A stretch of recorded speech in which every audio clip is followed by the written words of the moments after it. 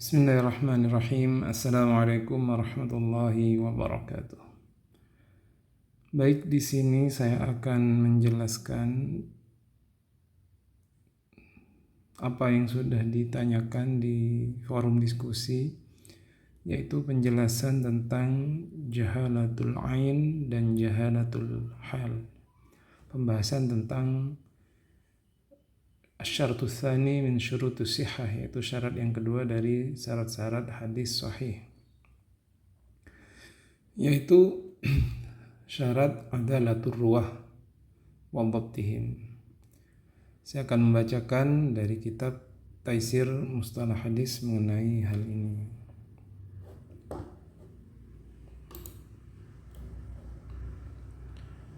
Baik.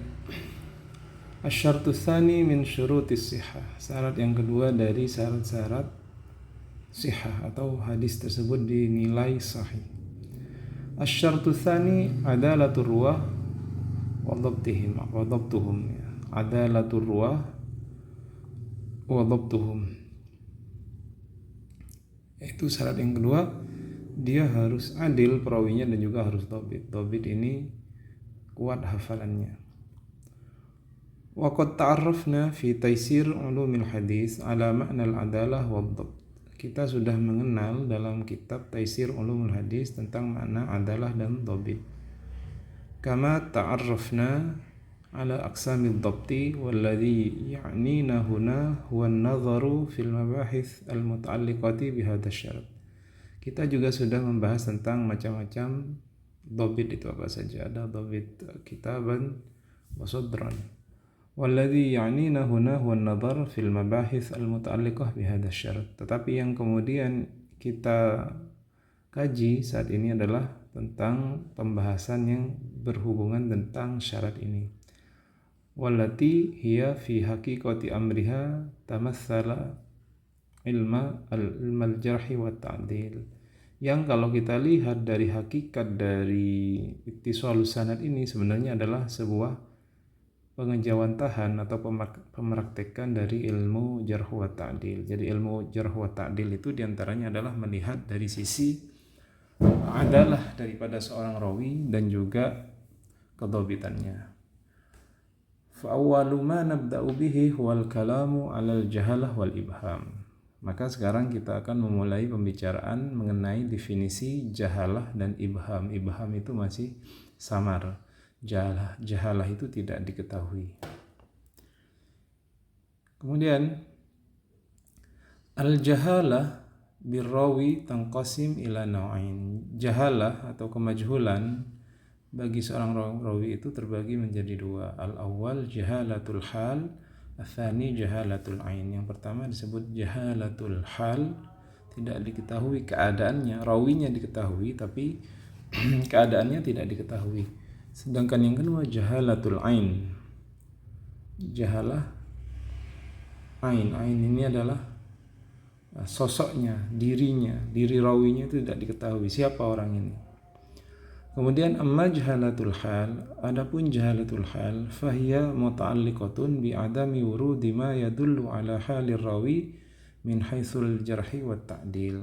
Adapun jahalatul hal itu maksudnya bagaimana dia berhubungan dengan tidak disebutkannya adam wurudi ma yadullu ala halir rawi, tidak disebutkannya dalam kitab tersebut, kitab jarh wa ta'dil itu yang menerangkan tentang keadaan rawi tersebut min haitsu al-jarh, min haitsul jarhi wa ta'dil dari sisi jarh dan ta'dil ma'a ma'rifati ainihi, tetapi diketahui orangnya, identitasnya orangnya diketahui tapi tidak diketahui keadaannya bagaimana, apakah dia termasuk rawi yang thiqah, apakah termasuk rawi yang tidak thiqah atau bagaimana tidak diketahui. Imma nasson walau bi riwayati rawin wahidin anhu, imma nasson baik itu penulisan tentang keadaannya itu imma nasson baik itu ditulis secara teks walau bi riwayati rawin wahidin anhu, walaupun hal tersebut hanya diriwayatkan oleh satu rawi yang meriwayatkan darinya, wa imma biriwayati rawiyaini au aktsara anhu, atau dengan periwayatan dua rawi atau yang lebih darinya. Jadi jahalatul hal ini sama sekali tidak diketahui keadaan dalam artinya apakah dia termasuk dari golongan orang thiqah atau tidak. Tetapi identitasnya diketahui, namanya diketahui, tidak ada sama sekali yang kemudian memberikan al-jarh wa ta'dil tentang rawi tersebut. Nah, ini disebut dengan jahalatul hal. Wa yandariju tahta hadzal naw' aidan wurud at-ta'dil ghairal mu'tabir fi rawi. Dan juga termasuk dalam jahalatul hal adalah adanya ta'dil atau pemberian sifat ta'dil ghair mu'tabar, yang tidak mu'tabar, tidak diperhitungkan fir rawi dalam seorang rawi, mengenai seorang rawi. Bagaimana contohnya ta'dil yang tidak mu'tabar ini? Ka'ayyuwathiqahu man ishtahara bitawthiqil majahil atau man ishtahara bitasahul fit tawthiq ka Ibnu Hibban masalan, yaitu apabila seorang rawi itu kemudian diberi penilaian oleh orang yang dia itu masyhur, dia memberikan penilaian terhadap orang-orang yang majhul, orang-orang yang tidak diketahui, atau dia terkenal dengan sifat tasahul, terlalu mudah dalam memberikan penilaian. Seperti siapa? Seperti Ibnu Hibban. Jadi jahalatul hal ini juga bisa dimaksudkan adalah pemberian, orang yang memberikan penilaian itu adalah orang yang terkenal suka memberikan penilaian terhadap orang yang majhul gitu ya, tidak dikenali, atau dia terkenal terlalu tasahul, mudah untuk memberikan penilaian seperti Ibnu Hibban.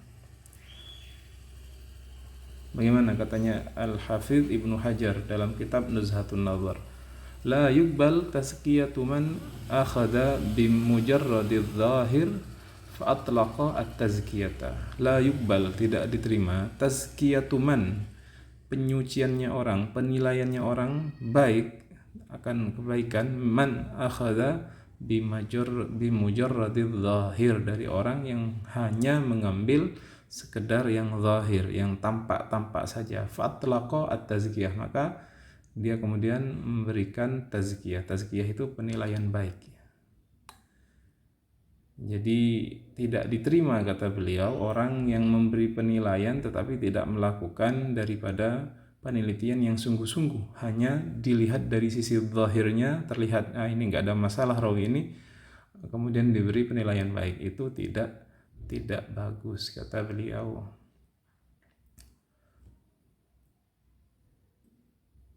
Kemudian qultu, kata si penulis kitab ini, wa ba'duhum yutlaq ala hadha sanaf min ar-ruwah wasful mastur. Wa ba'duhum, dan sebagian dari mereka ulama memutlakkan atau memakai kepada menggunakan yang masuk dalam kategori jahalah ini adalah orang yang kemudian diberi sifat mastur. Jadi mastur ini hampir sama oleh sebagian ulama disamakan dengan jahalatul hal.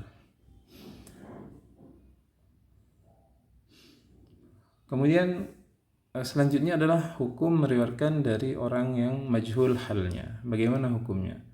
Wal jahalah bihalir rawi min asbabi raddi riwayatihi. Maka ketika kita tidak mengetahui keadaan seorang rawi, itu adalah termasuk dari sebab-sebab ditolaknya periwayatan dari rawi tersebut. Wa adamul ihtijaji biha, dan tidak boleh kita berhujjah dengannya, dengan orang tersebut, illa inda ta'ifatin minal mutaakhirina alladzina yahtajuna biriwayatil mastur, kecuali ada sebagian kelompok dari golongan mutaakhir yang mereka berhujjah dengan perawi yang mastur atau jahalatul hal. Au majhul, ini mastur bukan nama orang ya, mastur ini artinya yang tertutupi orangnya, bukan pak mastur ya. Au majhulul hal, atau dia majhulul hal, sama majhulul hal atau mastur. Li'annahu 'alal 'adalah adh-dhahirah, karena sesungguhnya itu adalah bentuk adalah pemberian sifat adil yang zahir saja, wa huwa bi khilafi qaulil jumhur, dan itu menyalahi dari pendapatnya jumhur ulama, id an ishtiratul adalah fi riwayah wahdaha la yakfi, id anna ishtiratar adalah fi riwayah wahdaha la yakfi, karena sesungguhnya pensyaratan adalah saja dalam sebuah riwayat itu tidak cukup. Bal la budda ayyudhafa ilaiha ishtiratud dhabti alladhi huwa al-aslu. Tetapi juga harus ditambah dengan pensyaratan dhabit yang itu adalah asalnya. Waqad tasammaha ahlul ilmi fi ba'di asbabis fusuq idza waqa'at minar rawi. Dan kadang-kadang para sebagian ahlul ilmi, ulama-ulama jarh wa ta'dil itu tasammaha memberikan pemaafan bagi sebab-sebab kefasikan apabila sebab-sebab fasik itu orang yang dinilai melakukan dosa besar idza waqa'at minar rawi, apabila itu terjadi pada rawi. Jadi sebagian ulama itu masih memberikan toleransi ya terhadap sebab-sebab fasik. Seperti apa? Kal bid'ati aw ba'dil khawarin idza kana shadiqan dhabitan lima yuaddihi minar riwayah. Seperti dia melakukan bid'ah, melakukan suatu bid'ah au ba'dil khawarim, atau sesuatu yang menjelekkan daripada penilaian orang terhadapnya, tidak menjaga muruahnya. In kana shadiqan, tetapi dia orangnya jujur, dhabitan, kuat hafalannya, lima yuaddihi minar riwayah, yang itu dia lakukan dalam riwayatannya.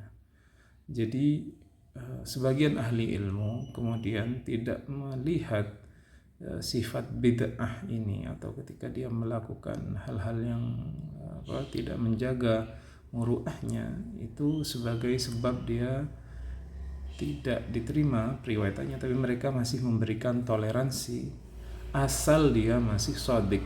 Dua asal shadiq, yaitu dia jujur dan dhabit begitu.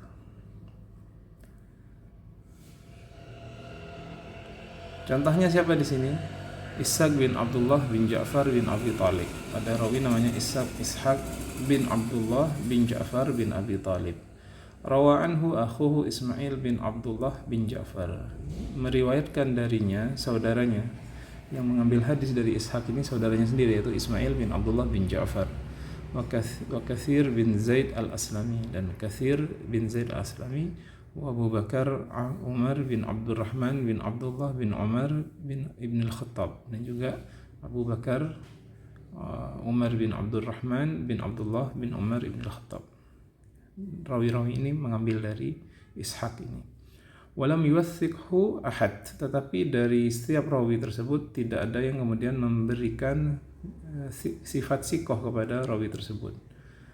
Wala jarrahuhu ahad, tetapi juga tidak ada yang mentajrihnya, tidak ada yang memberikan sifat jelek kepada rawi tersebut. Bagaimana? Walidha qala al-Hafidh Ibnu Hajar fi Taqrib mastur. Sebab itu kemudian dia dinilai mastur oleh al-Hafidh Ibnu Hajar ya.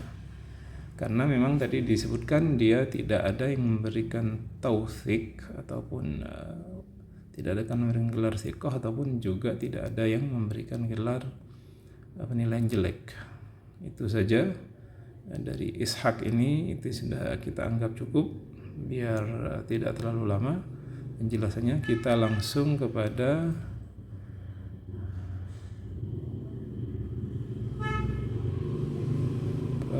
ini nuktah muhimmah ya, sebuah catatan penting. Wal farqu baina maqbul wal mastur annal awwal man laysa lahu minal hadits illa al qalil wa laysa fihi ma yutrak min ajlihi fa huwa maqbul idza tubi'a wa illa falayyinul hadits. Wa ghaliban ma yuridu al hafidh hadha al wasf fi man lam yujarrah wa lam yuwathiqhu illa al mutasahilin ka Ibn Hibban aw al ajali aw man wathaqahu man la yu'taddu bi tawthiqihi min ghairi al arifin bi asbabihi ka ay yuwathiqahu ar-rawi anhu wa yakunu ghairu arif bi asbabil jarhi wat ta'dil. Ini ada penjelasan yang penting kata penulis kitab, al-farqu baina al-maqbul wa mastur, perbedaan antara maqbul dan mastur. Maqbul itu sifat ya, yang artinya diterima, mastur itu tidak diketahui keadaannya. Annal awal, yaitu maqbul, man laisa lahu minal hadis illa al-qalil, adalah orang yang perbendaharaan periwayatan hadisnya sedikit saja. Walaysa fihi ma yutraku min ajli, tapi dari yang sedikit itu tidak ada yang kemudian dinilai jelek sehingga dianggap pantas untuk membuat orang ini harus ditinggalkan hadisnya. Fahuwa makbul idza tubi'ah, maka dia itu makbul, diterima hadisnya selama masih ada tabi atau dari jalur yang lain. Wa illa falayinul hadis, kalau gak ada tabi, ketika sudah dilakukan iktibar gak ada tabinya, maka dia disebut dengan layyinul hadis. Wa ghaliban ma yuridu al-hafidh hadzal wasf fi man lam yujarrah. Biasanya para al-hafidh, orang yang bergelar al-hafidh ini yang sudah bergelar seperti al-hafidh Ibnu Hajar, diberikannya gelar makbul ini kepada orang yang lam yujarrih, yang tidak kemudian diberi tajrih, tidak ada efek komentar negatif kepadanya. Walam yuthikhu illal mutasahilin ka Ibnu Hibban abil Ajili, dan tidak ada yang memberikan gelar thiqah kecuali al-mutasahilin, orang yang terlalu menggampangkan seperti Ibnu Hibban ataupun Ajili tadi.